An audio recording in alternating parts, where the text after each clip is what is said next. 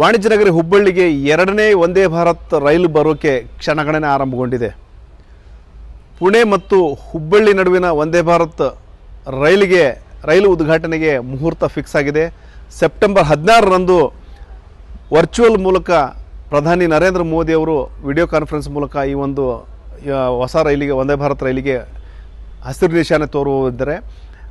September 18ರಿಂದ ಇದು ಅಧಿಕೃತವಾಗಿ ಆರಂಭಗೊಳ್ಳುತ್ತೆ. September 16ರಂದು trials ಪುಣೆಯಿಂದ ಹುಬ್ಬಳ್ಳಿಗೆ ಬರುವಂಥ ಟ್ರಯಲ್ಸ್ ನಡೆಯುತ್ತೆ. ಅದಾದ ನಂತರ ಸೆಪ್ಟೆಂಬರ್ 18ರಿಂದ ಈ ಒಂದು ಪುಣೆ ಮತ್ತು ಹುಬ್ಬಳ್ಳಿ ನಡುವೆ ವಂದೇ ಭಾರತ್ ರೈಲು ಅಧಿಕೃತವಾಗಿ ಆರಂಭಗೊಳ್ಳುತ್ತೆ. ಇದು ಹುಬ್ಬಳ್ಳಿಗೆ ಬರ್ತಿರುವಂತಹ ಎರಡನೆಯ ವಂದೇ ಭಾರತ್ ರೈಲು ಆಗಿದೆ. ಈ ಹಿಂದೆ ಬೆಂಗಳೂರು ಮತ್ತು ಧಾರವಾಡ ನಡುವೆ ವಂದೇ ಭಾರತ್ ರೈಲು ಬಿಡಲಾಗಿತ್ತು. ಇದಾದ ನಂತರ ಇದೀಗ ಮಹಾರಾಷ್ಟ್ರದ ಪುಣೆ ಮತ್ತು ಹುಬ್ಬಳ್ಳಿ ನಡುವೆ ವಂದೇ ಭಾರತ್ ರೈಲು ಬಿಡಲಾಗಿದೆ. ಪುಣೆ ಮತ್ತು ಹುಬ್ಬಳ್ಳಿ ಎರಡೂ ಸಹ ವಾಣಿಜ್ಯ ನಗರಗಳು ಮತ್ತು ವಾಣಿಜ್ಯದ ದೃಷ್ಟಿಯಿಂದ ಮತ್ತು ಒಂದು ಸಿಟಿ ಇತ್ಯಾದಿ ದೃಷ್ಟಿಯಿಂದ ಮಹತ್ವದ ನಗರಗಳಾಗಿದ್ದಾವೆ. ಹೀಗಾಗಿ ಈ ಎರಡೂ ನಗರಗಳ ಮಧ್ಯೆ ಒಂದಷ್ಟು ವ್ಯಾಪಾರ ವಹಿವಾಟು ಇತ್ಯಾದಿಗಳಿಗೆ ಅನುಕೂಲ ಆಗಲಿ ಅನ್ನೋ ನಿಟ್ಟಿನಲ್ಲಿ ಈ ಒಂದು ವಂದೇ ಭಾರತ್ ರೈಲನ್ನು ಬಿಡಲಾಗಿದೆ. ಇದು ವಾರಕ್ಕೆ 3 ದಿನಗಳ ಕಾಲ ಸಂಚರಿಸುತ್ತೆ.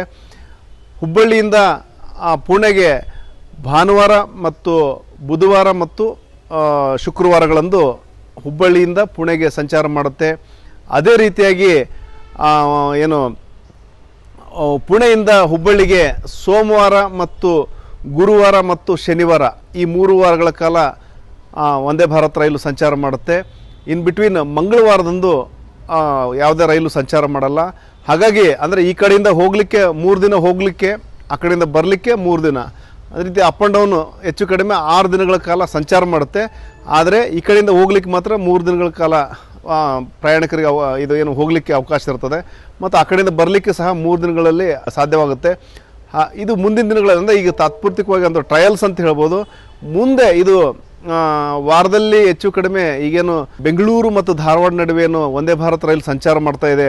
ವಾರದಲ್ಲಿ 6 ದಿನಗಳ ಕಾಲ ಸಂಚಾರ ಮಾಡುತ್ತೆ. 1 ದಿನ ಮಾತ್ರ ಮೇಂಟೆನೆನ್ಸ್ ಸಲುವಾಗಿ ಒಂದು ರಜೆ ಕೊಡಲಾಗುತ್ತೆ. ಅದೇ ಮಾದರಿಯಲ್ಲಿ ಇಲ್ಲೂ ಸಹ ಪುಣೆ ಮತ್ತು ಹುಬ್ಬಳ್ಳಿ ವಂದೇ ಭಾರತ್ ರೈಲು ವಾರದಲ್ಲಿ 3 ದಿನಗಳ ಕಾಲ ಸದ್ಯ ಸಂಚಾರ ಮಾಡ್ತಿದ್ರು ಸಹ ಮುಂದಿನ ದಿನಗಳಲ್ಲಿ ವಾರಕ್ಕೆ 6 ದಿನಗಳ ಕಾಲ ಸಂಚಾರ ಮಾಡುವಂಥ ಸಾಧ್ಯತೆಗಳಿದ್ದಾವೆ. ಯಾಕಂದರೆ ಇದು ಒಂದು ಬೆಳಗಾವಿ ಲೋಂಡ ಮೂಲಕ ಹೋಗಿ ಬರೋದ್ರಿಂದಾಗಿ ಒಂದಷ್ಟು ಡಿಸ್ಟೆನ್ಸ್ ಜಾಸ್ತಿ ಆಗೋ ಕಾರಣಕ್ಕಾಗಿ ಮತ್ತು ಅವಧಿ ಪುಣೆ ಮತ್ತು ಹುಬ್ಬಳ್ಳಿ ನಡುವೆ ಟ್ರೈನ್ ಡ್ಯೂರೇಷನ್ ಹೆಚ್ಚಾಗೋದ್ರಿಂದಾಗಿ ಅಪ್ ಆ್ಯಂಡ್ ಡೌನ್ ಒಂದೇ ದಿನದಲ್ಲಿ ಅಪ್ ಆ್ಯಂಡ್ ಡೌನ್ ಆಗ ಸದ್ಯಕ್ಕೆ ಒಂದು ಟ್ರಯಲ್ಸ್ ನಡೀತಾ ಇದೆ. ಅದಾದ ನಂತರ ಅದು ಸಕ್ಸಸ್ ಆಯ್ತಂದರೆ ಮುಂದಿನ ದಿನಗಳಲ್ಲಿ ವಾರದಲ್ಲಿ 6 ದಿನಗಳ ಕಾಲ ಈ ಒಂದು ರೈಲು ಸಂಚಾರ ಅಂದರೆ ಅಪ್ ಆ್ಯಂಡ್ ಡೌನ್ ಸಂಚಾರ ಮಾಡುವಂಥ ಲೆಕ್ಕಾಚಾರ ಇದೆ ಮುಂದಿನ ದಿನಗಳಲ್ಲಿ. ಮತ್ತು ಇದು ಇನ್ನೂ ಫೇರ್ ಎಷ್ಟು ಅಂತೇಳಿ ಇನ್ನೂ ಫಿಕ್ಸ್ ಆಗಿಲ್ಲ. ಮುಂದೆ ಈ ಹಸಿರು ನಿಶಾನೆ ಉದ್ಘಾಟನೆ ಆದ ನಂತರ ನಾವು ಫೇರ್ ಎಷ್ಟು ಅಂತ ಪ್ರಕಟ ಮಾಡ್ತೀವಿ ಅಂತೇಳಿ ನೈಋತ್ಯ ರೈಲ್ವೆ ವಲಯದ ಪ್ರಕಟಣೆ ನೀಡಿದೆ.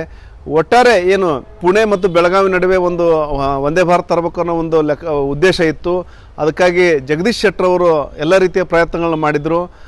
ಅದಾದ ನಂತರ ಈಗೇನು ಪುಣೆ ಮತ್ತು ಬೆಳಗಾವಿ ನಡುವೇನು ವಂದೇ ಭಾರತ್ ರೈಲು ಘೋಷಣೆಯಾಗುವ ಸಂದರ್ಭದಲ್ಲಿನೇ ಕೇಂದ್ರ ಸಚಿವ ಪ್ರಹ್ಲಾದ್ ಜೋಶಿ ಅವರು ಅದನ್ನು ಹುಬ್ಬಳ್ಳಿವರೆಗೂ ಎಕ್ಸ್ಟೆಂಡ್ ಮಾಡ್ರಿ ಅಂತೇಳಿ ರೈಲ್ವೆ ಸಚಿವ ಅಶ್ವಿನ್ ವೈಷ್ಣವ್ ಅವರಿಗೆ ರಿಕ್ವೆಸ್ಟ್ ಮಾಡಿಕೊಂಡ ಹಿನ್ನೆಲೆಯಲ್ಲಿ ಆ ಟ್ರೈನು ಬೆಳಗಾವಿಗೆ ಸೀಮಿತವಾಗಿದ್ದಂತಹ ಟ್ರೈನು ಈಗ ಹುಬ್ಬಳ್ಳಿಗೆ ಬರ್ತಾ ಇದೆ. ಹಾಗಾಗಿ ಅದು ಒಂದು ರೀತಿಯಲ್ಲಿ ವಾಣಿಜ್ಯ ನಗರಿಯ ಜನತೆಗೆ ಖುಷಿಗೆ ದುಪ್ಪಟ್ಟಾಗಿದೆ ಅಂತ ಹೇಳ್ಬೋದು. ರಾಜಧಾನಿ ಬೆಂಗಳೂರಿಂದ ಹುಬ್ಬಳ್ಳಿಗೆ ಒಂದು ಟ್ರೈನ್ ಇದೆ, Vande Bharat super fast train.